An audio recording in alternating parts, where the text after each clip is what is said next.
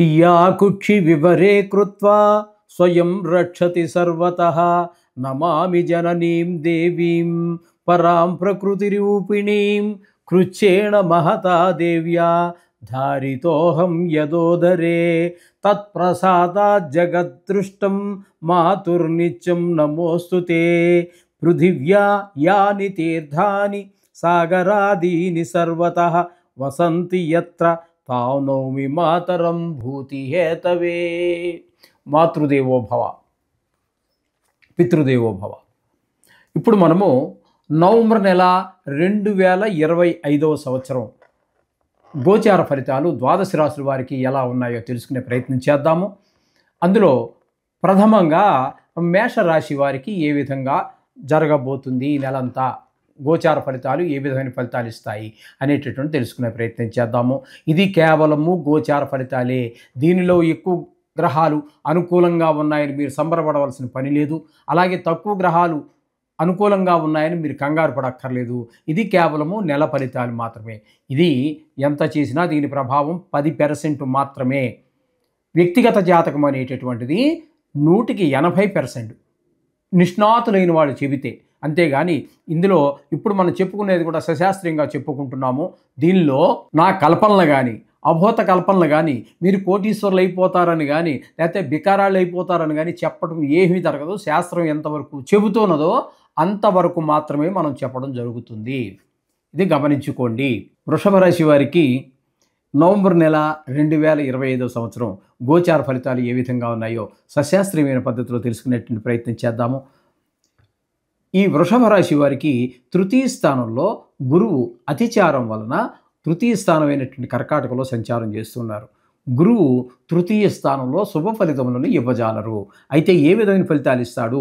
ఆ చెడు ఫలితాలని అన్నట్టయితే, ఇంట్లో మనం ఏదైనా పని చేస్తే దానికి మన సోదరులు, మన కుటుంబ సభ్యులు కూడా సహకరించరు. అట్లాగే మన ఫ్రెండ్స్ కూడా ఎవరు సహకరించరు. అలాగే మన ఉద్యోగం, ప్రభుత్వ ఉద్యోగం కావచ్చు లేదా ప్రైవేట్ ఉద్యోగం కావచ్చు, ఎక్కడో పనిచేస్తూ ఉన్నాం, అక్కడ కూడా మన పై స్థాయి వారు కానీ కింద స్థాయి వారు కానీ మన సమానమైన స్థాయి వారు కానీ ఎవరూ సహకరించరు. మన ఇంటి చుట్టుపక్కల ఉన్నటువంటి వాళ్ళు కూడా సహకారం ఉండదు. తద్వారా ఏమవుతుంది అన్నట్టయితే లోన్లీనెస్, నేను ఒక్కడే అయిపోయాను అనేటువంటి బాధ ఎప్పుడైతే మనసులో ప్రవేశించిందో అనుకున్నటువంటి గమ్యాన్ని చేరలేకపోతూ ఉంటాం. నాకెవరూ లేరు, ఎవరు సహకరించటం లేదు అనే భావన కలిగినప్పుడు ఈ విధమైన ఫలితాలన్నీ గురువు వలన మనకి సంక్రమిస్తూ ఉన్నాయి. ఇకపోతే ఈ వృషభ రాశి వారికి చతుర్థ స్థానంలో కేతుగ్రహ సంచారం జరుగుతోంది. ఇక్కడ ఈ చతుర్థ స్థానంలో గృహానికి సంబంధించినటువంటి, భూమికి సంబంధించి, తల్లిగారికి సంబంధించి, విద్య విషయంలోనూ వాహనాల విషయాల్లోనూ అనేక రకాలైనటువంటి అవరోధాలు కలుగుతూ ఉంటాయి. మీకు ఇల్లు ఉంది కానీ ఇంట్లో ఏదో రిపేరు, అలాగే వాహనం ఉంది, అది దానికి ఈ మధ్యకాలంలో చాలా పెట్టుబడి పెడుతూనే ఉన్నారు. మీరు పెట్టుబడి పెడుతున్న కొద్దీ అది పెట్టించుకుంటూనే ఉంది. ఈ విధమైనటువంటి వ్యవహారం ఉంటుంది. అందుచేత ఈ చతుర్థ స్థానంలో కేతుగ్రహం ఉన్న కారణంగా రియల్ ఎస్టేట్ వ్యాపారులు కానీ, వాహనాలు అమ్మేటటువంటి వారికి కానీ, ఇటువంటి వారికి అనుకూలమైన కాలము కాదు. ఇది గుర్తుపెట్టుకోండి. అట్లాగే ఈ వృషభ రాశి వారికి పంచమ స్థానం, షష్టమ స్థానం, సప్తమ స్థానం అంటే 5, 6, 7 స్థానాలలో శుక్రుని యొక్క సంచారం జరుగుతోంది. ఈ 5వ స్థానంలో ఒక 2 రోజులు మాత్రం సంచరిస్తున్నారు.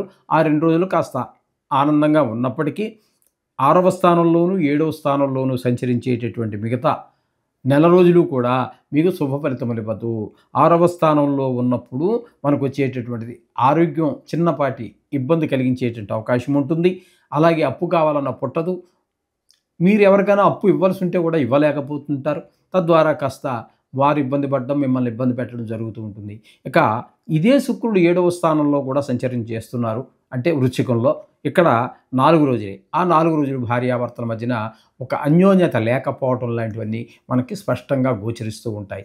ముఖ్యంగా ఈ శుక్రుడు అనుకూలం లేదు కాబట్టి మీరు ఈ టీవీ రంగంలో ఉన్నటువంటి వారికి, సినిమా రంగంలో ఉన్నటువంటి వారికి, షేర్ మార్కెట్లో పెట్టుబడి పెట్టేటటువంటి వారికి అనుకూలమైనటువంటి కాలము కాదు. ఇది మాత్రం గుర్తుపెట్టుకోండి. ఓకే. ఇకపోతే రవి యొక్క సంచారం కనుక తీసుకున్నట్టయితే 6వ స్థానంలో ఒక 16 రోజులు, 7వ స్థానంలో 14 రోజులు సంచారం చేస్తున్నారు 2 రాసుల్లో. ఈ 6వ స్థానంలో సంచారం చేసేటటువంటి 16 రోజుల్లో మాత్రం మీకు రవి చాలా మంచి ఫలితాలు ఇస్తూ ఉంటారు. అంటే ఆరోగ్యం బావుంటుంది. అలాగే డబ్బులకు లోటు ఉండదు. ఎవరిని అప్పు అడగాల్సిన పని లేదు. ఎవరికైనా మనం అప్పు పడి ఉన్నట్టయితే ఆ అప్పు కూడా మనం తీర్చేయగలుగుతాము.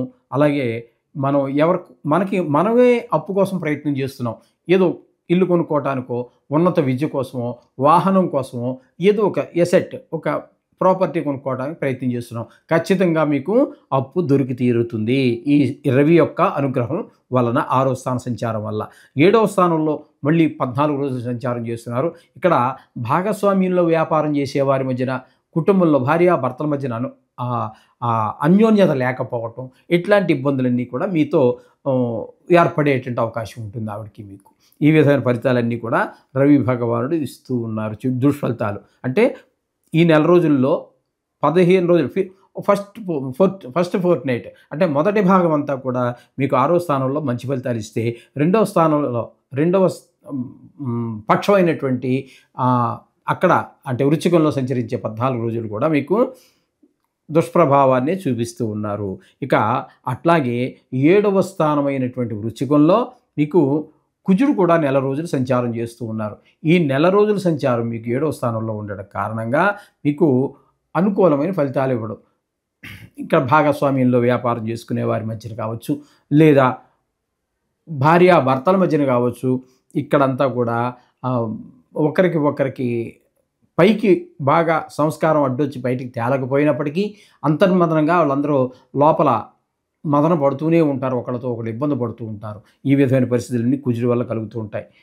ఇకపోతే బుధుని యొక్క సంచారం తీసుకున్నట్టయితే మనము 7వ స్థానంలో ఒక 24 రోజులు సంచారం చేస్తూ ఉన్నారు.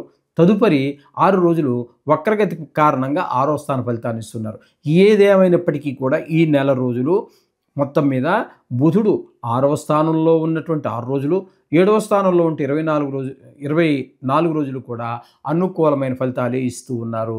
తద్వారా 6లో ఉన్నప్పుడు మనకి ఆరోగ్యం బాగుంటుంది, అప్పులు పుడతాయి, అప్పులు తీర్చేయగలుగుతాము. అదే 7వ స్థానంలోకి వచ్చినప్పుడు భార్యాభర్తల మధ్యన, మన భాగస్వామ్యంలో వ్యాపారం చేసేవారి మధ్యన అన్యోన్యత ఏర్పడుతుంది. ఏమీ అందులో సందేహం లేదు. ఇకపోతే ఈ వృషభ రాశి వారికి 10వ స్థానంలో రాహుగ్రహ సంచారం జరుగుతోంది. అలాగే ఏకాదశ స్థానంలో సంచరిస్తూ ఉన్నటువంటి ఆ శని భగవానుడు కూడా నవంబర్ 28 వరకు ఆయన కూడా 10వ స్థానంలోనే సంచారం చేస్తున్నారు.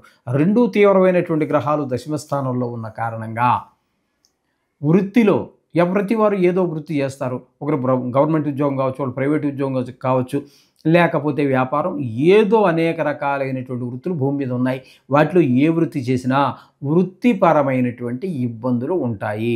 అనుకున్నంత వ్యాపారం జరగకపోవటము, అనుకున్నంత ధనం చేతికి రాకపోవటము, ఆ వృత్తిలో మీరు ఎంత కష్టపడి పని చేసినా మీ యొక్క యజమాని ఎవరైతే ఉన్నారో మీ బాసు మిమ్మల్ని బాగా చేసేవయ్యా అని కూడా ఒక్క మాట కూడా అనకపోగా, ఏంటండి ఇంత ఇలా చేశారు పని చేసేటప్పుడు కాస్త మనసు పెట్టి చేయొచ్చు కదా అని అంటము, ఏదో ఇట్లా వృత్తిపరమైనటువంటి ఇబ్బందులు మీకు తప్పకుండా కలిగే అవకాశం ఉంటుంది. కాబట్టి ఇక్కడ ఈ వృషభ రాశి వారికి మనం చెప్పుకున్నాం కదండి, కొన్ని గ్రహాల అనుకూలత, కొన్ని గ్రహాల ప్రతికూలతలు ఉన్నాయి. కాబట్టి వాటిని మీరు పరిగణలో తీసుకోకపోయినా అంటే ప్రతికూల ఫలితాలు ఇచ్చే వాటిలో మాత్రం తగినంత జాగ్రత్త తీసుకుంటూనే ప్రతినిత్యము మనం పూజ చేసేటటువంటి పూజలో నవగ్రహాలను కానీ, నవగ్రహాలకు సంబంధించినటువంటి ఏవో విష్ణు సహస్రనామ పారాయణ కావచ్చు, కార్తీక మాసం వస్తోంది కాబట్టి, కార్తీక మాసం వచ్చేసింది, కార్తీక మాసం కూడా చాలా కాలం ఉంది కాబట్టి ఈశ్వరుడికి అభిషేకం కావండి, సుందరకాండ పారాయణ, ఇట్లాంటివి చాలా చెప్పబడ్డాయి.